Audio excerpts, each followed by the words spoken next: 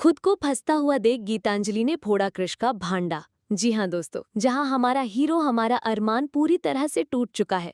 Court में वो case हार गया है। अभिरा को बचाने की उसकी सारी कोशिशें नाकाम हो चुकी है। सोच कर देखिए उस इंसान के दिल पर क्या गुजर रही होगी जिसकी आंखों के सामने उसका प्यार, उसकी जिम्मेदारी सलाखों के पीछे सड़ने पर मजबूर है। और वो भी एक ऐसे जुर्म के लिए जो उसने किया ही नहीं। अदालत का हर एक कोना, जज का हर एक शब्द और विरोधियों की मुस्कान सब अरमान के सीने में खंजर की तरह चुभ रहे थे। लेकिन दोस्तों, यही तो अरमान पोद्दार की खासियत है।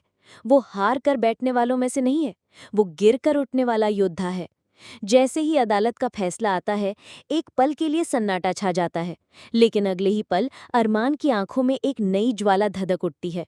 वो फैसला करता है कि ये लड़ाई अभी खत्म नहीं हुई है, ये तो बस शुरुआत है। वो इस केस को हाईकोर्ट तक लेकर जाएगा, और इस बार वो इतनी मजबूती से जाएगा कि सच को सामने आने से दुनिया की कोई ताकत नहीं रोक पाएगी।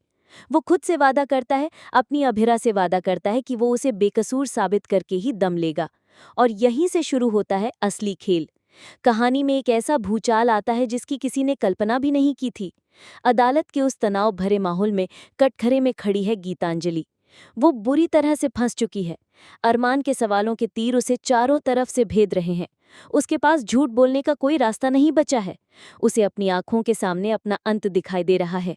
और जब इंसान को लगता है कि वो डूबने वाला है, तो वो तिनके का सहारा भी लेता है। गीतांजलि भी वही करती है। खुद को बचाने की इस आखिरी हताश कोशिश में वो एक ऐसा धमाका करती है कि पूरा कोर्ट दहल जाता है। वो फोड़ देती है कृष का भांडा। जी हाँ, आपने सही सुना। गीतांजलि, जो अब तक इस पूरे खेल की एक मूक खिलाड़ी लग रही थी, वो अचानक से अपनी चुप्पी तोड़ती है और सारा का सारा इल्जाम कृष के सर पर डाल देती है। वो चिल्लाकर कहती है कि इस पूरी साजिश के पीछे वो नहीं बल्कि कृष का दिमाग था। वो तो बस एक मोहरा थी जिसका कृष ने इस्तेमाल किया। एक पल के लिए तो किसी को यकीन ही नहीं होता। घर वाले, तान्या, यहाँ तक कि अरमान भी हैरान रह जाता है। कृष, जो अब तक एक प्यारा भाई, एक अच्छा पति होने का नाटक कर रहा था, उसका असली चेहरा सामने आने की ये पहली दस्तक थी। लेकिन दोस्तों, कहानी इतनी सीधी नहीं है। अरमान एक बेहतरीन वकील है। वो सिर्फ बातों पर यकीन नहीं करता, उसे सबूत चाहिए। और किस्मत भी देखिए, बहादुरों का ही साथ देती है। अरमान की तहकीकात उसे एक ऐसे सुराग तक ले जाती है जो इस पूरे केस की काया पलट करने वाला था। अरमान के हाथ लग जाते हैं वो बेचैनी के पाउच। हाँ, वही पाउच जिन्हें अभिरा के खिलाफ सबसे बड़े सबूत के तौर पर पेश किया गया था। वही पाउच जिन्होंने अभिरा को मुजरिम साबित कर दिया था। लेकिन अब ये पाउच मिलते हैं गीतांजलि के पास। ये एक ऐसा सबूत था जिसने गीतांजलि के झूठ के नकाब को तार तार कर दिया। अब अरमान के पास एक मजबूत कड़ी थी। वो सीधा गीतांजलि के पास पहुंचता है। और यहाँ जो सीन होता है दोस्तों, वो आपके रोंगटे खड़े कर देगा।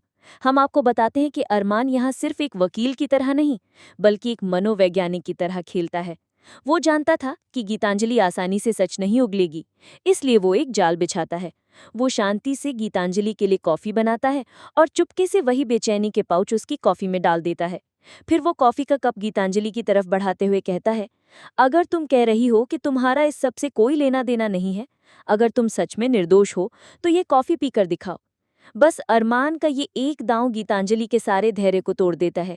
जैसे ही वो कॉफी में वो पाउच देखती है, उसके चेहरे का रंग उड़ जाता है। उसके हाथ कांपने लगते हैं, पसीने छूटने लगते हैं। उसकी आंखों में मौत का खौफ नाचने लगता है। वो जानती थी कि अगर उसने ये कॉफी पी ली तो उसका खेल खत्म। और उसकी यही घबराहट, उसका यही डर उसकी सबसे बड़ी गलती बन जाती है। वो गुस्से और डर के मारे वो कॉफी का कप जमीन पर फेंक देती है। और बस, अरमान को अपना जवाब मिल गया। उसे किसी कबूलनामे की जरूरत नहीं थी। गीतांजलि की इस एक हरकत ने साबित कर दिया था कि दाल में कुछ काला नहीं, बल्कि पूरी की पूरी दाल ही काली है। अरमान को यकीन हो जाता है कि अभिरा को फंसाने की साजिश के पीछे गीतांजलि का ही हाथ है। अरमान अब और भी तीखे सवाल करता है। वो पूछता है, क्यों किया तुमने ये सब? अंशुमन को क्यों मारा? और यहीं पर गीतांजलि पूरी तरह से टूट जाती है। उसे समझ आ जाता है कि अब वो बच नहीं सकती। घबराहट में हकलाते हुए उसके मुंह से सच निकल ही जाता है। वो जोर से चिल्लाती है, मैंने कुछ नहीं किया, ये सब कृष ने किया है, मैंने तो सिर्फ कृष का साथ दिया था। ये शब्द कोर्ट में मौजूद हर इंसान के कानों में बम की तरह फटते हैं, खासकर तान्या के लिए। उसे यकीन नहीं हो रहा था कि जिस पति से वो बेइंतहा प्यार करती है, जिसका वो हर पल साथ देती है, वो किसी की मौत का जिम्मेदार हो सकता है। घर वाले सन में रह जाते हैं। उन्हें अपनी कानों पर भरोसा नहीं हो रहा था।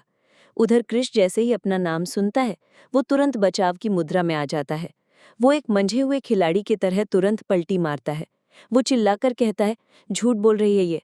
गीतांजलि खुद फंस रही है, इसीलिए मेरा नाम ले रही है ताकि बच सके। इसका यकीन मत कीजिए। वो खुद को एक बेचारा और निर्दोष साबित करने की पूरी कोशिश करता है। लेकिन दोस्तों, वो कहते हैं ना, जब पाप का घड़ा भर जाता है तो वो फूटता जरूर है। कृष्ण ने ये नहीं सोचा था कि जिस गीतांजलि को वो एक कमजोर मोहरा समझ रहा था, वो उसके खिलाफ एक तुरुप का इक्का अपने पास छुपाए बैठी है। गीतांजलि हार मानने वालों में से नहीं थी। जब उसने देखा कि कृष उसे धोखा दे रहा है, तो उसने अपना सबसे बड़ा हथियार निकाला। वो पलटवार करते हुए कहती है, कृष, मुझे पहले से ही पता था कि तुम मुझे धोखा दोगे। तुम जब अपने सगे भाई के नहीं हुए, अपनी पत्नी के सगे नहीं रहे, तो मेरे क्या सगे होते। इसीलिए मैंने पहले से ही तुम्हारे खिलाफ सबूत इकट्ठे कर लिए थे, ताकि तुम कभी भी मुझे फंसा ना सको। और फिर कहानी में आता है वो सबसे बड़ा, सबसे धमाकेदार ट्विस्ट। एक ऐसा ट्विस्ट जो पौदार परिवार के घमंड और उनके तथाकथित संस्कारों के चीथड़े उड़ा देगा। एक फ्लैशबैक दिखाया जाता है, और इस फ्लैशबैक में जो दिखता है वो किसी के भी पैरों तले से जमीन खिसका देने के लिए काफी था। इस फ्लैशबैक से पता चलता है कि जब जब कृष गीतांजलि से इस साजिश के बारे में बात करने के लिए मिलता था, गीतांजलि बेहद चालाकी से अपने फ़ोन का कैमरा ऑन कर लेती थी और उनकी सारी बातें रिकॉर्ड कर लेती थी। उसे कृष पर कभी भरोसा था ही नहीं। वो जानती थी कि एक दिन कृष उसे धोखा ज़रूर देगा, और इसलिए उसने अपनी सुरक्षा का इंतज़ाम पहले ही कर लिया था। और उस वीडियो में जो सच सामने आता है वो दहला देने वाला है। वीडियो में कृष साफ साफ अंशुमन की मौत का प्लान बनाते हुए दिख रहा है। वो गीतांजलि से कह रहा है, अंशुमन की मौत के बाद उसकी सारी प्रॉपर्टी तान्या की हो जाएगी, और क्योंकि तान्या मेरी पत्नी है तो इनडायरेक्टली वो सारी प्रॉपर्टी मेरी होगी। वो आगे कहता है, तान्या तो बेवकूफ़ है, उसे बेवकूफ़ बनाना मेरे लिए कोई मुश्किल काम नहीं। मैं बहुत जल्द उसे सारे पेपर्स पर साइन करवा लूंगा। ये शब्द सुनकर तान्या का दिल टूटकर बिखर जाता है। जिस पति पर उसने आंख बंद करके भरोसा किया, जिसके प्यार में वो दीवानी थी, वही पति उसे बेवकूफ़ कह रहा था और उसके भाई की जिंदगी के साथ इतना बड़ा खेल खेल रहा था। उसकी आंखों से आंसुओं की धारा बह निकलती है। उसे अपने प्यार पर, अपनी किस्मत पर और अपने भरोसे पर घिन आने लगती है। पूरा परिवार शर्म से पानी पानी हो जाता है। उन्हें यकीन नहीं होता कि उनके घर का बेटा ऐसा कर सकता है। चिराग, उनका बेटा कृष इतना नीचे गिर सकता है? पैसे और प्रॉपर्टी के लिए अपने ही भाई की जान का सौदा कर सकता है? लेकिन रुकिए, पिक्चर अभी बाकी है मेरे दोस्त। कृष का लालच सिर्फ प्रॉपर्टी तक ही सीमित नहीं था। उस वीडियो रिकॉर्डिंग में एक और भी गहरा और घिनौना सच छुपा था। कृष गीतांजलि को एक और लालच देता है। वो कहता है, अगर तुम इस काम में मेरा साथ दोगी तो मैं तुम्हारी मदद करूंगा। बहुत जल्द माहिरा तुम्हारी होगी, बस मेरी एक शर्त है। गीतांजलि पूछती है, क्या शर्त? और कृष जो कहता है वो अरमान के प्रति उसकी नफरत और जलन को उजागर कर देता है। कृष कहता है, तुम्हें अरमान भैया को हमेशा हमेशा के लिए उदयपुर से दूर लेके जाना होगा, ताकि वो वापस कभी इस पौदार हाउस में कदम न रख सके, और ये घर, ये जायदाद, सब कुछ मेरा हो जाए। सोचिए कितनी गहरी साजिश थी ये। एक तीर से दो नहीं बल्कि कई शिकार करने की योजना थी।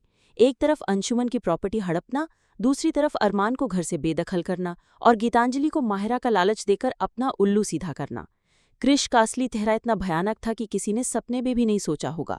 जैसे ही ये वीडियो खत्म होता है, कोर्ट में एक अजीब सा मातम पसर जाता है। पौदार परिवार के हर सदस्य का सिर शर्म से झुक जाता है। कृष की सारी हेकड़ी निकल जाती है। उसका झूठ, उसका फरेब, सब कुछ शीशे की तरह साफ हो जाता है। अब उसके पास कहने के लिए कुछ नहीं बचा था। और हमारा हीरो अरमान, आखिरकार उसे वो मिल गया जिसकी उसे तलाश थी। अभेरा की बेगुनाही का सबसे बड़ा, सबसे ठोस सबूत। अब उसे किसी और गवाह या सबूत की जरूरत नहीं थी। कृष और गीतांजलि का कबूलनामा, उनकी साजिश का पूरा कट्टा चिट्ठा अब उसके हाथ में था। अब आने वाले ट्रैक में दिखाया जाएगा कि कैसे अरमान इस वीडियो सबूत को लेकर हाईकोर्ट जाता है। वो अपनी समझदारी, अपनी होशियारी और अपनी कानूनी दांव पैंच से इस केस को पूरी तरह से पलट कर रख देगा। वो एक एक करके कृष और गीतांजलि के बुने हुए झूठ के जाल को तोड़ेगा और सच को इस तरह से पेश करेगा कि जज को भी अभीरा को बाइज्जत बरी करने के अलावा कोई और रास्ता नहीं दिखेगा। तो दोस्तों, संगीता डार्लिंग पर बने रहिए, क्योंकि अब कहानी में एक नया सफर शुरू होने वाला है। एक तरफ जहां कृष और गीतांजलि की साजिशें बेनकाब होंगी और उन्हें अपने किए की सजा मिलेगी, वहीं दूसरी तरफ अरमान यह साबित कर देगा कि उसका प्यार सच्चा है और वो अपनी अभीरा के लिए किसी भी हद तक जा सकता है। ये जो नया ट्रैक आने वाला है, ये इमोशन, सस्पेंस और फैमिली ड्रामे से भरपूर होगा। ये आपको हंसाएगा, रुलाएगा और सोचने पर मजबूर कर देगा कि क्या पैसे और जायदाद का लालच इंसान को इतना अंधा बना सकता है कि वो रिश्तों की मर्यादा ही भूल जाए। अब देखना ये दिलचस्प होगा कि हाईकोर्ट में अरमान की जीत के बाद पौदार हाउस में क्या होता है। क्या परिवार वाले क्रिश को माफ कर पाएंगे? तानिया अपनी जिंदगी का क्या फैसला लेगी? और सबसे जरूरी सवाल, क्या इस बड़ी जीत के बाद दादीसा और बाकी घर वाले अभिरा को बहू के रूप में पूरे दिल से स्वीकार करेंगे? ये सारे सवाल आने वाले एपिसोड्स को और भी ज्यादा रोमांचक बनाने वाले हैं। ये ट्रैक सिर्फ एक कोर्टरूम ड्रामा नहीं है, बल्कि रिश्तों की, भरोसे की और इंसानियत की एक बड़ी परीक्षा है। क्या आप उत्साहित हैं इस धमाकेदार ट्विस्ट के लिए? आपको क्या लगता है, क्रिश और गीतांजलि का क्या हश्र होना चाहिए? और क्या अब अरमान और अभिरा की जिंदगी में खुशियां वापस लौट पाएंगी? अपनी राय हमें नीचे कमेंट्स में जरूर बताइएगा। हम आपके हर कमेंट का इंतजार करेंगे। तो ये थी संगीता डार्लिंग की तरफ से रिश्ता क्या कहलाता है पर एक जबरदस्त और एक्सक्लूसिव अपडेट। अगर आपको ये वीडियो पसंद आया हो और आप हमारी इस मेहनत को सराहते हैं तो प्लीज़ इस वीडियो को एक बड़ा सा लाइक ज़रूर दीजिएगा। और अगर आप चैनल पर नए हैं तो हिब्बा डार्लिंग को सब्सक्राइब करना तो बिल्कुल मत भूलिएगा। और हाँ, वो जो घंटी वाला बटन है ना, उसे भी ज़ोर से दबा दीजिएगा ताकि हमारे आने वाले हर मज़ेदार वीडियो की खबर आप तक सबसे पहले पहुँचे। मिलते हैं आपसे अगले वीडियो में एक और मसालेदार अपडेट के साथ। तब तक के लिए धन्यवाद।